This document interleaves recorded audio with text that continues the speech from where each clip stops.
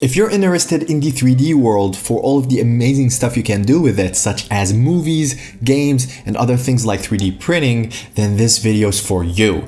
Even if you've never ever used the 3D software. In this 3D modeling a sword for complete beginners tutorial, I will show you how to download a 3D software that's called Blender. It's a free software, so you're good to go, and it's super powerful. And I'll also show you how to navigate. I'll talk a little about the interface. I'll talk a little about 3D basics, and I'll show you how to model this sword from A to Z. There will also be a second part for this tutorial where I will show you how to apply basic materials and upload your model to a website called Sketchfab so that you can share it with your friends. So make sure to subscribe to the channel so that you don't miss out when part 2 comes out and so that you get notified. Either way, if you ever get stuck in this tutorial, I'll be happy to answer any of your questions. Just leave them in the comments section below. Enjoy. Okay, so first thing we're gonna do is download Blender. To do so, you can go to blender.org, and I'll also add a link in the description below so that you can just click it and get over here right away. Now, I'll be downloading the Blender 2.8 beta. For you, it might be the stable release, depending on when you download and watch this. And the reason we're not using the older one is because there are a lot of new changes with Blender 2.8, so that's pretty much what we're gonna go with. So if I click on this, I can go to download Blender 2.8, and then I can choose the operating system. For me, it's Windows 64-bit, so I'll click on this and start downloading. Once you finish downloading Blender, you're gonna get this zip file. You can right click on it, extract here, you'll get this file. Just, make sure you have a program like WinRAR so that you can extract it. Double click on the new file and you can scroll down until you find blender.exe for Windows, of course. And then you can double click this and it will open up Blender. If you've never used the 3D software before, things might look a bit intimidating, but don't worry, I'll take you step by step, and also with time, it will become second nature. So first thing I want you to do is go to File over here and load factory settings, even if you've used Blender before. Actually, especially if you've used Blender before. This will make sure that everything new gets taken into account. So once you do that, for old Blender users, you'll notice that selecting becomes the left click by default.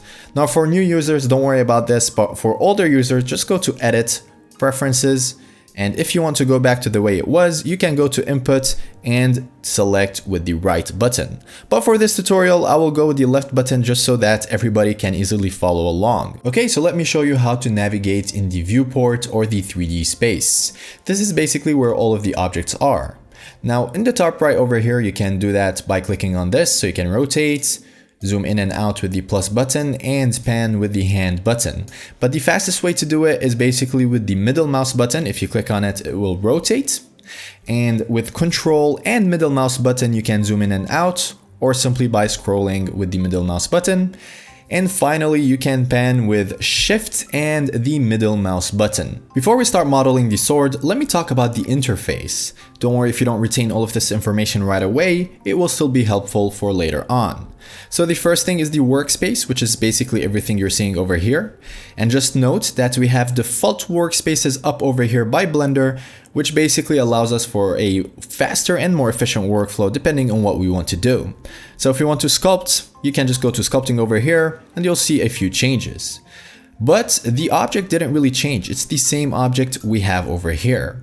Now, the reason it looks so different is because in each window, you can do your own changes. So for example, let's say I want to change the size of this window. I can just grab this edge and push it to the left. I can also right click on the edge, split area, and you can see a line. I can change the orientation of the line with the tab button, and I can click to basically put this into account. There you go. I can do the opposite with the right mouse button again on the edge, join area, and I can join this window to the right and get it back to the way it was. Also, you'll notice that each window looks different right now, but that's basically because it's set that way and you can change it to the way you want. So for example, let's say I want this to be a 3D viewport, just like this one. I can click on this icon over here.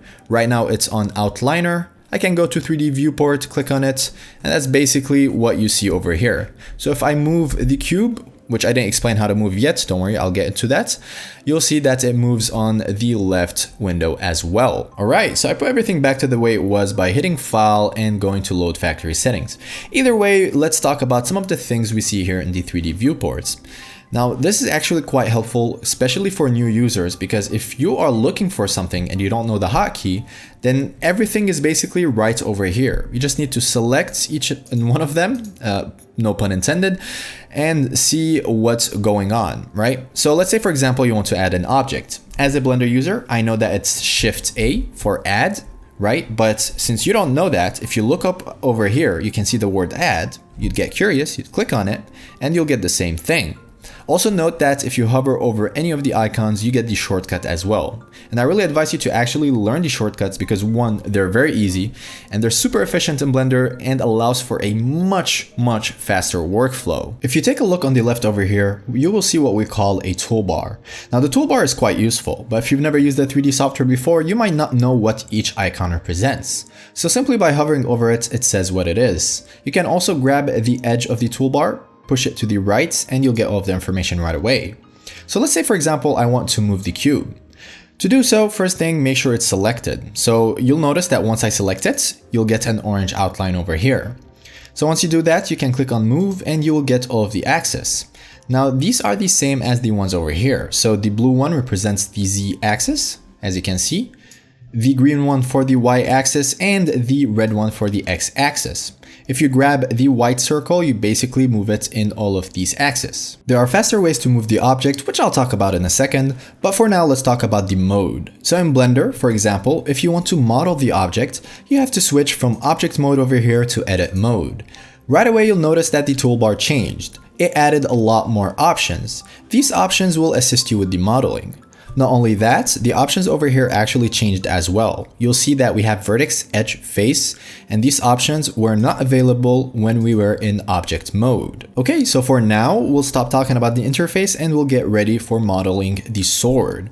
So first things first, I'll be using hotkeys and I'll mention each and every hotkey I use when I use it, and with time you'll get used to it. So always try to use hotkeys. So if you want to switch from object mode to edit mode, you can do so with the tab button. But keep in mind that there are different modes that you might want to get into later on. So instead of using the tab button, we will use the control tab button to take out the pie menu.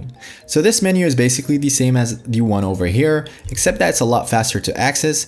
And if you do it and hover really fast to the mode that you want, it will do it automatically. So to just give you an example, we're in object mode, which is on the left. If we want to go to the edit mode, which is on the right, I can do it again. So Control Tab and go to the right away. So I didn't even really click on it. It just happens automatically if you do it fast enough. And with time, you'll know where each one is and you'll be able to switch from one mode to the other really fast. I mentioned earlier that there's a faster way to move the object than using the toolbar. So for example, if you want to move the cube, you can use the G button for grab, and then you can select anywhere in the viewport to accept the position. Now, just like in any other program, to go backwards, you can use the Control Z button.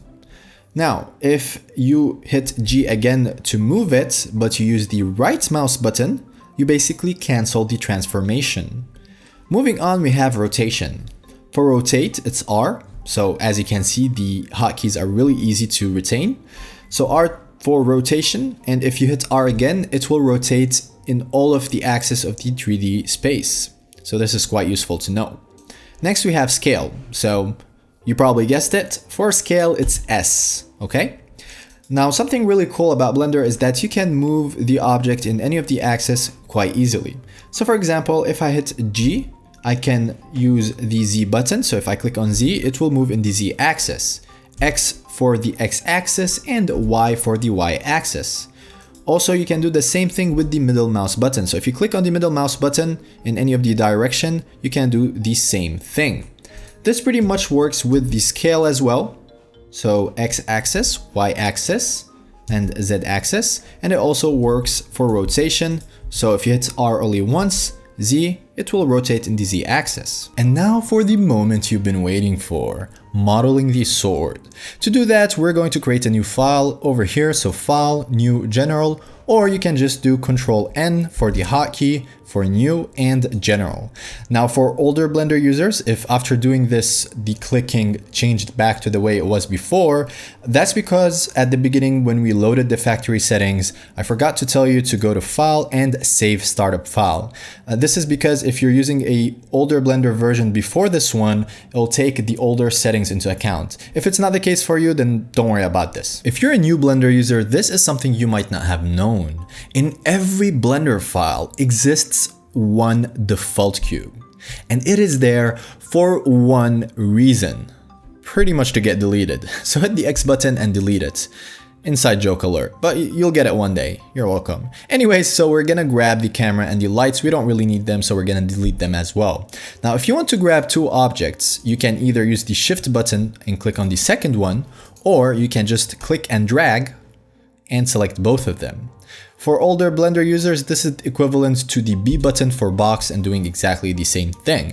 So you can hit the X button again and delete them. Now we're going to create a shape. To do so, you can go to Add over here or Shift A for the same thing, and we will focus on Mesh. In Mesh, we have a lot of different primitives. And keep in mind, you can start with whichever you want and get whichever shape you want eventually. But it's a lot easier, for example, to start with a cone for an umbrella instead of starting with a cube. Now for the sword we're going to model, I'm going to start with a cylinder. It just seems like the easiest choice. Once you create an object, you're going to find an option over here, so add cylinder. If you click on this, it'll give you different options.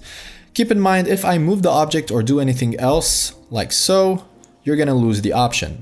So what we're gonna do is just delete the cylinder, Shift A, and create a new one so that I can change the amount of vertices here, because it's a lot easier to change it right now than actually when I start modeling it.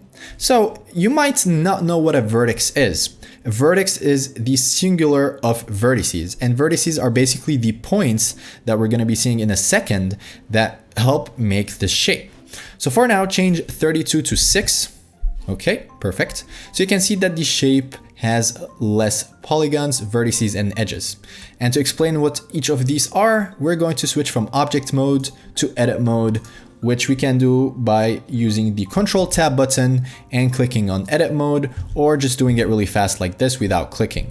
Anyways, so over here, you're gonna notice three new options. You have the vertex option, the edge option, and the face option. So these are basically the same as 1, 2, and 3 on the keyboard. If you're choosing the vertex, when you select, you're gonna select the points that you can see over here. And we turned it to 6 points, as you can see.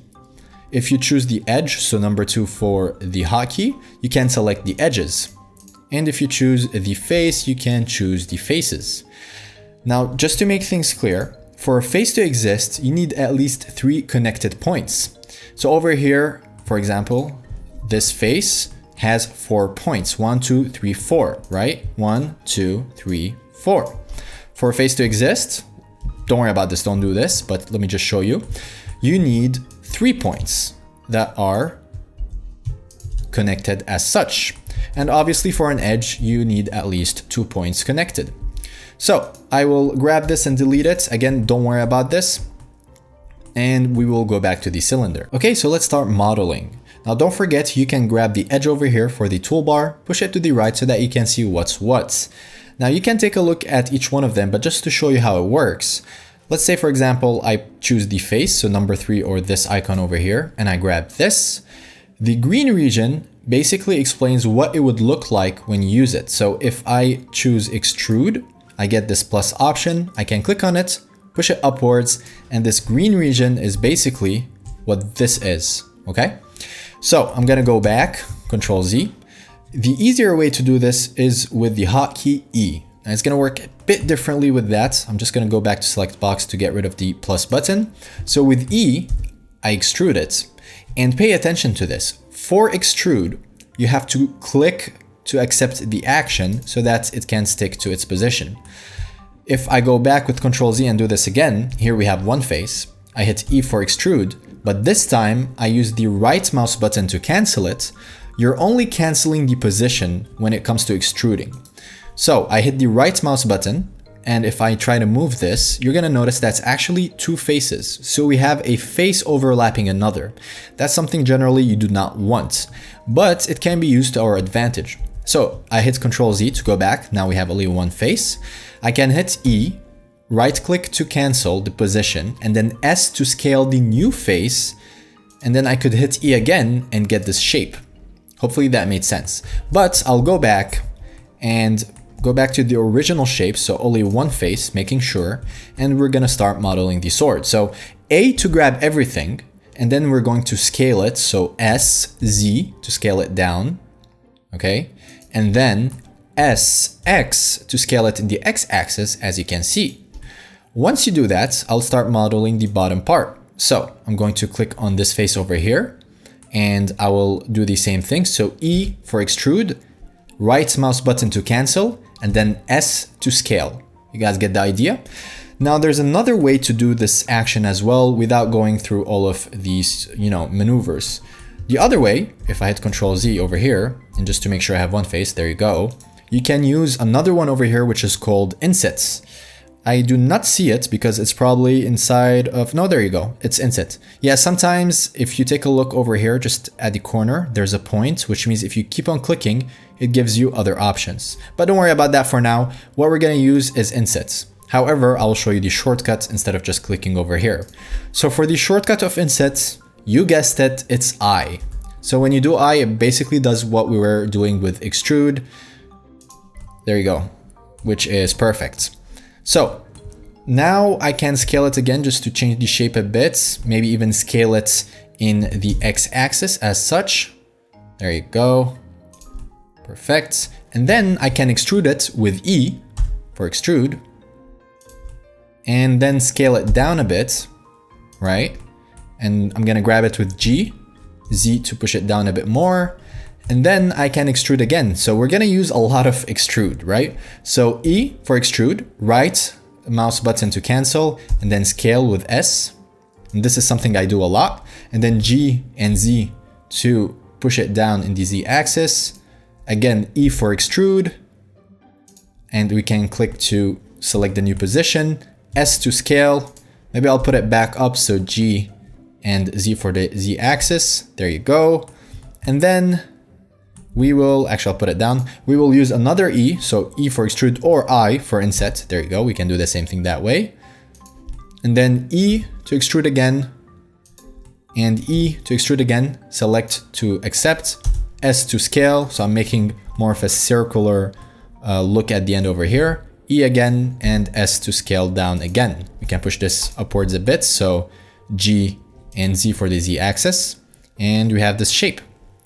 So now I'm looking at it and I noticed that, maybe I want this part over here to be a bit more circular. So what we could do is we can, again, make sure that you're using the faces. You can obviously model with the vertices as well, but for now we're gonna model with the faces. And I want to make sure that I select all of this over here. So if I select and drag, it will only select the faces on this side. If you take a look behind, it's not selected. So how do we select everything? Well, in Blender, there is two ways. You can either hit the Z button, and it will give you this option over here. So where in solid, you can go to wireframe. That way you can see everything in the back as well. And if you do the same thing, if you select and drag, you can grab everything. The other thing, and this is new for old Blender users, it's something that didn't exist before. So let me just go back to solid mode. So Z again in solid. So the other thing is Alt Z. And this is basically X-ray. It works a bit differently from the wireframe. Sometimes it's better to use this one. Anyways, so Alt Z again to go back to the way it was. Now I have everything selected. I can hit the S button for scale, X for X-axis, and I can give it more of a circular shape like so. Perfect. This looks good. Okay. Now before we move forward, I'm going to talk about something that I didn't talk about earlier because I needed to model first, which is this over here, shading. This is basically what it looks like in the viewports. So I can click on shading and go from studio to matcap. If you don't know what matcap is, for now it's not important, don't worry about it. We'll just be able to better see the model this way. And then I can go down and activate cavity. So when I activate cavity, basically you're gonna see shadow in between objects over here. So it's basically ambient occlusion and some highlights on the edges. So it makes it easier to see the object and kind of looks prettier anyways. So next, I like to activate the shadow. It's like shadow for the viewport. This is just because it looks better. You don't really have to do this one, but cavity is good for the workflow. Okay, so the other thing is this button over here. So in overlays, basically you can hide certain stuff like the 3D cursor. Now, I know I didn't explain this for new Blender users. For now, do not worry about it. It's for another video. So we can hide it if we want to, like this, but we're gonna keep it for now. And we can select this right here, which will hide everything that we're not using. So for example, the grid, and we can better see the model. So we're gonna work like this for a while. Anyways, let's grab the object over here. Yeah, that's true. So if you hide it, you won't really see the outline. So if you're a new Blender user, maybe it's better just to keep it activated over here. Anyways, so for now, we will save the object or the scene file, since we didn't save from the beginning, so that you don't lose your work if it ever crashes, especially if you're using the Blender beta like I am. So it's very simple. File, save as, or if you already have a save like I do, you can just save over here or Control S and it will save, as you can see down over here. Okay, so we're going to continue to model the sword. However, I'm gonna show you how it looks like when you do it faster, since I'm going to be using exactly the same things I already explained to you. So I'm gonna go from object mode to edit mode. I will grab the face over here.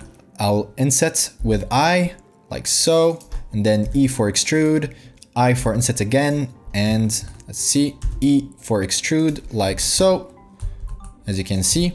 And then I will basically scale it down for it to look like a sword. But before I do that, actually, I'm gonna add another extrude, so E, and now I will scale it down. So you can scale it down like this, or you can actually merge all of these points to have a sharp look over here. To do that, this is something I didn't explain yet, so I'm gonna slow down. We'll go to vertices. So number one, or just click over here, right? So we have all of the vertices selected, and I want to merge all of them at the center. So sometimes in Blender, you don't know where to find something, so you can look over here. I think it's in either mesh or vertex. So let me just click on vertex since we're using the vertices. And usually it would be here. There you go. So merge vertices. That's why I told you over here, you can find everything. But since I already know the hotkey, it's Alt M, and then it gives you options. I want to merge all of them at center, so the center between them. So Alt M center, and now we only have one vertex. So that's pretty cool. Keep in mind, in Blender, there's a really cool option, which is F3. Previously it was space. The default hotkey changed, but you can change it back in the settings for older Blender users. So yeah, F3, it gives you a search bar. So let's say you wanted to find merge again. You know the name, but you don't remember the hotkey. You can just type merge, and there you go. You'll find it with its hotkey. Okay, so now we have the sword. I think this part can be thinner. So let me just show you how to modify shapes easily. And we can also do it with edges like this one, vertices or faces. So for now, let's do it with the vertices.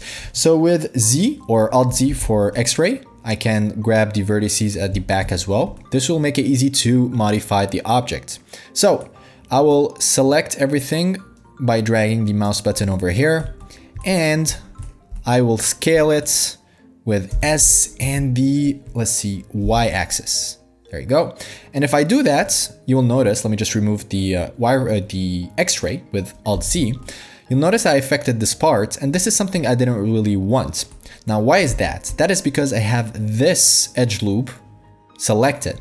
So what is an edge loop? It's basically the connected vertices over here. You can select or deselect them by using the Alt button and selecting, okay? So if you use Alt select, you'll select the edges, the edge loops, as you can see over here. Or if you want to select this one, you can select over here. So it depends where you put the mouse. So over here, I'll select the line like this, and over here, I'll select the edge loop like this. However, let me just go back with Control Z. What if I want to deselect this without deselecting the rest? It's the same thing like before. When you want to select two objects, use the Shift, and when you want to select a loop, use Alt. Now you use both of them. So Alt, Shift, and select here. It will deselect this area. Hopefully that made sense, but basically it's always like this. With Shift, you can select another area without deselecting the one you already selected. So let's say I want to select this edge loop. If you use Alt and click, it deselects the other one. However, if you use Alt Shift click, it will select this one as well. And doing the same thing in the same part will deselect it. I think I can't get any more clearer than that. So anyways, now that I deselected this part, if I do the scale maneuver again, so S and Y, it will only affect the metal part of the sword. There you go. So let's take a look. I think this looks pretty good. I can always change the shape, so maybe I can go back to edit mode with the tab button or Control Tab edit mode, and then I can grab this loop over here. So again, you have two options. With Alt click, you select the loop, or Alt Z to go to the X-ray mode, and then B, or just grab, drag, and select like this. So Alt Z again to go out of the wireframe mode, and I will scale this, so S and X, there you go, and make a different shape for the sword. So it's quite easy to create whatever shape you want when you start understanding the basics of modeling. At this point, you pretty much have a sword. However, I would like to show you a few more modeling techniques. So let's continue. I'm going to switch to face select, so number 3, and then I'll get closer, select this face. With Shift, I can select this face as well so that I don't deselect the first one. I'll do the same for this one and for this one as well. Okay, so what I want to do here is extrude these faces to get an interesting shape. However, I don't want it to be attached to the original polygons. So instead of extruding it with E, I can use the Shift D button for duplicate. And when I do that, as you can see, I did a duplicate of the polygons. If you hit the right click, it will cancel it, but they will still exist, as you can see. So at this point, I can use E to extrude, and then I'm going to right click to cancel that. So now we have another overlapping polygon. And if I scale it with S, you'll see that the thickness over here is not the same as the one over here. So what if you wanted it to be the same? Well, actually you can scale in a different way in Blender. Basically, you can scale with the normals. What that means is that if you take a look at this face, the normal is perpendicular to it, so it's over there. The normal to this face over here is perpendicular as well, so it's over there. So to scale it with the normals, you can use Alt S. So instead of S, this is Alt S. Hopefully you can see the difference. So with Alt S, I'm going to scale it and put it to around over here. So let's take a look down over here. And I see that I would like to actually take this part. So I'll just with Control Z go back to when I selected the polygons. And before I made a duplicate, so right over here, there you go. So I'm going to select this one as well with Shift and click, Shift and click again. There you go. I'm going to do the same over here and over here. And then I will repeat the same process. So Shift D, okay. E for extrude, I'll cancel it with the right click. Alt S to scale with the normals, and I'll make it stop to around over here. There you go. So as you can see right now, we have a very interesting shape. And I can even further that by selecting, let's see. Yeah, I can make this part thinner so that this one pops out more. But how do I easily select this? And that's why I made it in a separate model, just to show you this. So basically, if I want to select this object over here, well, they're all one object, but I want to select this group of polygons that are not connected to the sword, you can do that with the L button. So the L button basically allows you to select islands. So if I deselect everything with Alt A, and I hit L over here, it will select the polygons that are connected over here. And if I basically deselect again with Alt A and I hit L over here, it will select this island. So I can use S and then Y, and I can scale it down this way. And there you go. Now it became a bit more interesting. So just to finish things off, I'm going to go down over here and make sure I'm in edit mode. and then I will use the Alt-Z button to go to X-ray, Alt-A to deselect everything. So again, A selects everything, Alt-A deselects everything. And then with the select button, and by dragging it, I'll select all of this over here, and I'll make it a bit more circular. So there you go. So Alt-Z again to remove the, let's see, the X-ray, and I feel like maybe this would be better. There you go, perfect. And one last thing I'd like to do is I would like to push this downward. So I'll select this loop over here. So with Alt, Shift, and click over here, you'll select the loop, and because I kept the Shift button selected, I did not deselect the rest.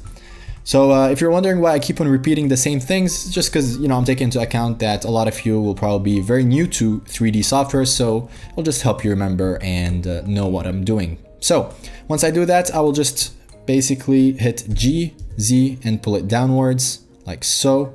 There you go. That's perfect. And then I will go over here. So Alt-A, I'll deselect everything. With Control-R, so this is something new, I'll create a ring. So a ring is basically, as you can see over here, if I hit Control-R, you'll see this yellow thing. Since I didn't select anything, so I didn't click, it did not get into effect, so it didn't really get applied. If I want to apply it, I can just select, and then I'll have to select again to choose the position, or right click for it to go back to the middle. But I'd like to create two loops. So to do that, again, Control-R, and instead of selecting with your middle mouse button, you can scroll upwards and increase the loops. So you can put two loops, for example. If you don't have a middle mouse button, you can just click and you'll have this over here, and you can change the number of cuts.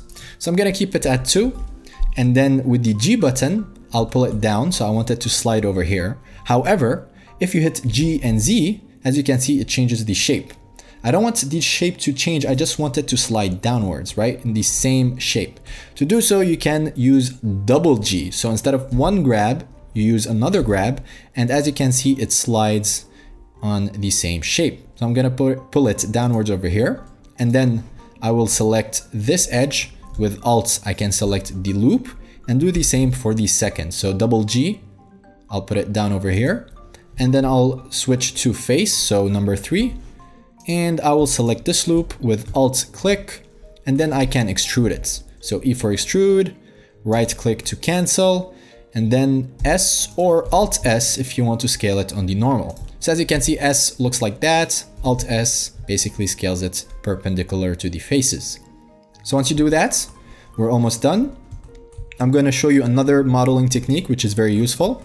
So I will switch back to the edge over here, so number 2, and then I will select this loop. So select and Alt at the same time, and then I will hit Control B for bevel. Okay, and again, you can find all of these over here. So it's this one, bevel. And let me just do this again. So Control B, and I can create a more round look. Again, with the middle mouse button, you can scroll up and down to increase the loops, or you can just play around with it over here. So let me just do it one last time so I can get the shape that I'm looking for. So let's see. Control B. And there you go. And I'm going to do the same for over here. So let's see. Select with Alt and select with Alt as well. I'm getting a bit confused because I'm used to using the right mouse button with the older versions of Blender. So, you know, the left mouse button is a bit weird for me. But anyways, Control B and create another bevel over here. Looking good. And one last thing I would like to add to the sword is a little gem. So basically, I'd like to add it right in the middle over here. And just to explain, this 3D cursor over here basically tells where the object will go when you create a new one. So if I use Shift A to create a new object and I create a cube, it will go to the 3D cursor. So how can I make sure that it comes over here? Well, if I select the edge, or if I go to vertex mode over here and select 2 vertices, I can use the Shift S and cursor to selected. So you're gonna see that this 3D cursor will come in between both of these vertices. There you go. So now I can use Shift A to add. Again, everything is over here. So add, Shift A, and I will add an ico or ecosphere. I'm not really sure how to pronounce this.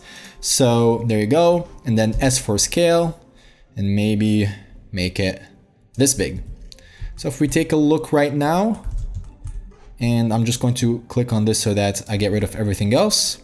Yeah, this is looking pretty awesome. That pretty much sums it up for this part of the tutorial. Do not forget there's a part 2, so make sure to subscribe to the channel so that you don't miss out on the second part when it comes out. Also, in the meanwhile, you can check out my channel. My channel is actually concentrated on character stuff. I do time-lapse videos, some tutorials, some art advice so that you can improve your skills and go to the next level. And I do some, a lot of cool stuff. So, go check it out. Anyways, I hope to see you guys soon.